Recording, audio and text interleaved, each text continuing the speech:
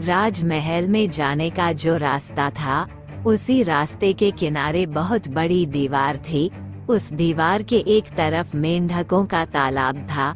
सोना मेंढक, मोटा मेंढक, गाछी मेंढक, मैदानी मेंढक, सभी का घर उसी तालाब के किनारे था। मेंढकों का सरदार जो बूढ़ा मेंढक था, वह दीवार के किनारे पर पुराने वृक्ष की दरार में रहता था, जो सुबह होते ही सभी को आवाज देकर जगाता था।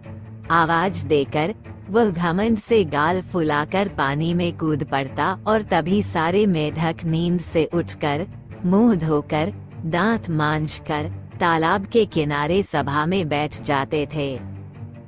एक दिन हुआ ऐसा कि सरदार मेंढक मारे फुर्ती के ऐसा उछला कि दीवार फांदकर राजपथ के ठीक बीच में जाकर गिरा।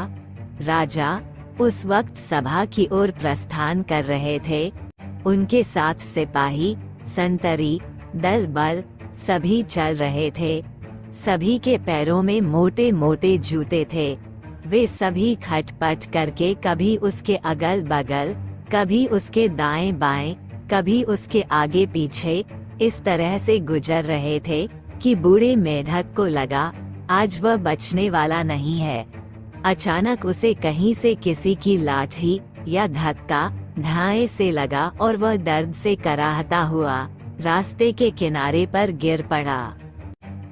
बूढ़े मेंढक को काफी चोट लगी थी, मगर उसके हाथ पैर सलामत थे। वह धीरे धीरे उठकर बैठ गया, फिर चारों ओर देखकर दीवार में बने एक सुराख में झटपट घुस गया। वहां से उसने बड़ी सावधानी से गर्दन बाहर निकाल कर देखा कि सिर पर मुकुट और रंगीन पोशाक पहने राजा रोशनी से दमकती हुई पालकी में बैठकर राजसभा की ओर जा रहे थे।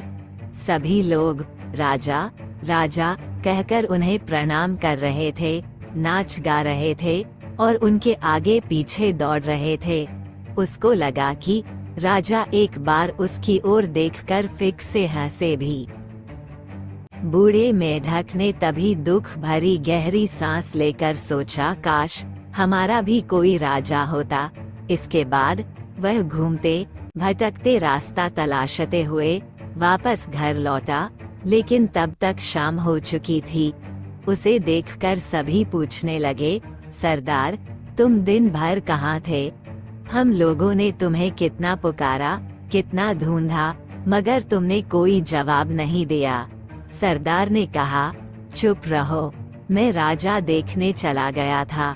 ये सुनकर सभी मेंढक एक साथ चिल्लाने लगे, ये राजा कौन है?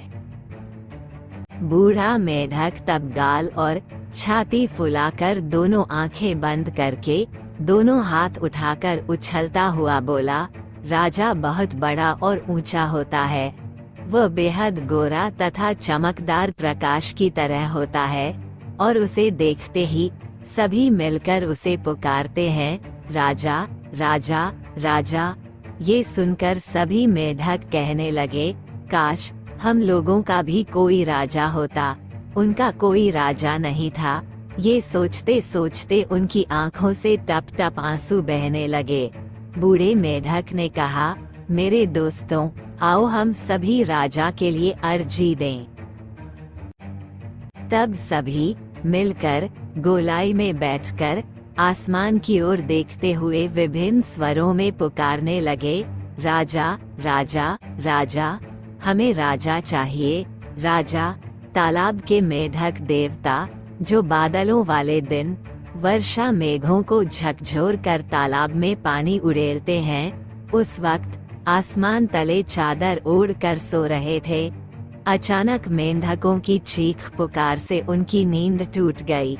उन्होंने चारों तरफ देखते हुए कहा, इस वक्त न पानी बरस रहा है, न आसमान में बादल छाए हैं, न ही बादलों का कोई नामो निशान नजर आ रहा है। बच्चों, तुम सब इतना चिल्ला क्यों रहे हो? मेंढक बोले, हमारा कोई राजा नहीं है, हमें राजा चाहिए। देवता ने कहा, ये लो राजा। ये कहकर उन्होंने एक सूखे पेड़ की डाल को तोड़कर उनके सामने फेंक दिया। टूटी दाल तालाब के किनारे टेक लगाकर खड़ी रही। उसके सिर पर काफी बड़े बड़े कुकुरमुते थे जो चांदनी में चमक रहे थे। ये देखकर मेंढकों के उत्साह के क्या कहने। उसके चारों तरफ गोलाई में बैठकर वे मस्ती में गाने लगे, राजा राजा राजा। इस तरह 2 दिन बीते, 10 दिन बीते। आखिरकार एक दिन मेढक सरदार की पत्नी बोली, यह कोई राजा है? राजा तो मेरे पति ने उस दिन महल में देखा था, वह इससे बहुत अच्छा था। ये राजा न तो हिलता डुलता है और न ही देखता सुनता है। ये राजा नहीं, खाक है खाक। तब बूढ़ा मेढक पेड़ पर चढ़कर बोला, मेरे भाई लोगों, आओ हम सभी निवेदन करें कि हमें एक बढ़िया राजा चाहिए। सभी मेढक फिर से गोलाई में बैठकर आसमान की ओर देखते हुए विभिन्न स्वर में पुकारने लगे, राजा चाहिए, बढ़िया राजा चाहिए, नया राजा चाहिए। ये सुनकर मेढक देवता जागकर बोले, अब क्या बात है? अभी तो उस दिन तुम लोगों को राजा दिया था, इस बीच अचानक क्या नई मुसीबत आ गई? मेंढकों ने कहा, ये राजा नहीं, खाक है खाक। ये राजा बदसूरत है, यह न हिलता है न डुलता है। ऐसा राजा नहीं चाहिए, नहीं चाहिए। मेढक देवता बोले, अब शोर बंद करो, नया राजा दे रहा हूँ। ये कहकर एक बगुले को तालाब के किनारे खड़ा करके कहा, ये लो अपना नया राजा। ये देखकर सारे मेढक चकित होकर कहने लगे, बाप रे बाप, कितना बड़ा राजा है, कैसा चमकदार, गोरा चिट्टा है, बढ़िया राजा, सुंदर राजा, राजा। बगुले को उस वक्त भूख नहीं थी, मछली खाकर उसका पेट भरा हुआ था, इसलिए उसने कुछ नहीं कहा, सिर्फ अपनी आंखें मिचमिचा कर एक बार इधर देखा, एक बार उधर देखा। इसके बाद एक टांग उठाकर चुपचाप खड़ा हो गया। ये देखकर सारे मेढक अत्यधिक उत्साहित हो गए। ये दिल खोलकर, गला फाड़कर गाने लगे। इस तरह सुबह बीती, दोपहर बीती, शाम बीती। इसके बाद चारों तरफ रात का अंधेरा छा गया। तब जाकर कहीं मेंढकों का गाना थमा।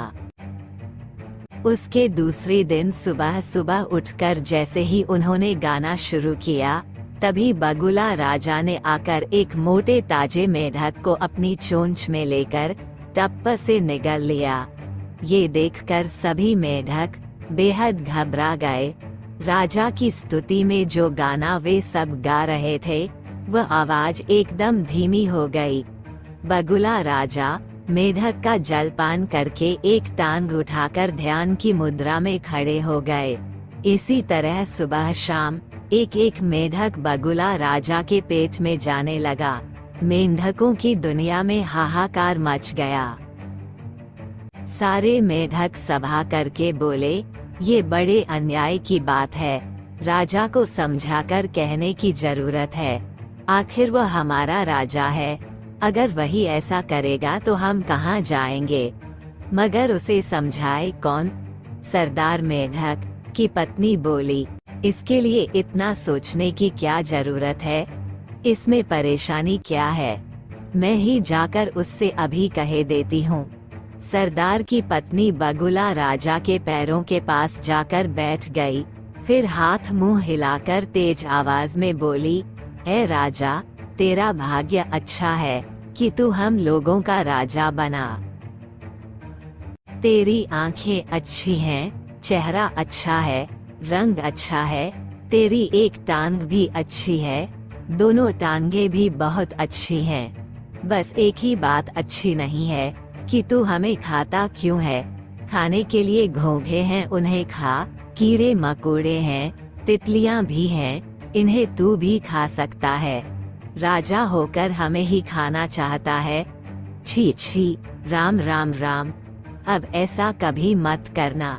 बगुले ने देखा कि उसकी टांगों के पास ही एक मोटा ताजा मेढक बैठा है।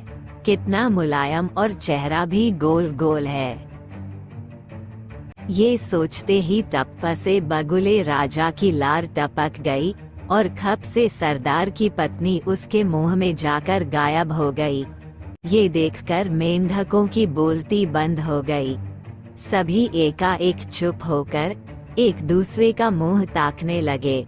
फिर सरदार मेंढक रुमाल से अपनी आंखें पोंछ कर बोला, पापी राजा, दुष्ट राजा।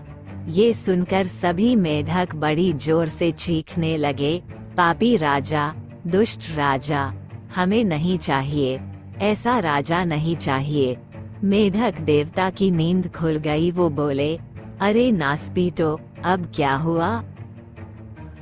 मेंढकों ने कहा, बाप रे बाप, कितना दुष्ट राजा है, इसे ले जाओ।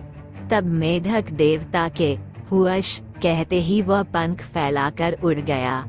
सभी मेंढक अपने अपने घरों में जाकर कहने लगे, अब कभी भी राजा का नाम तक नहीं लेंगे।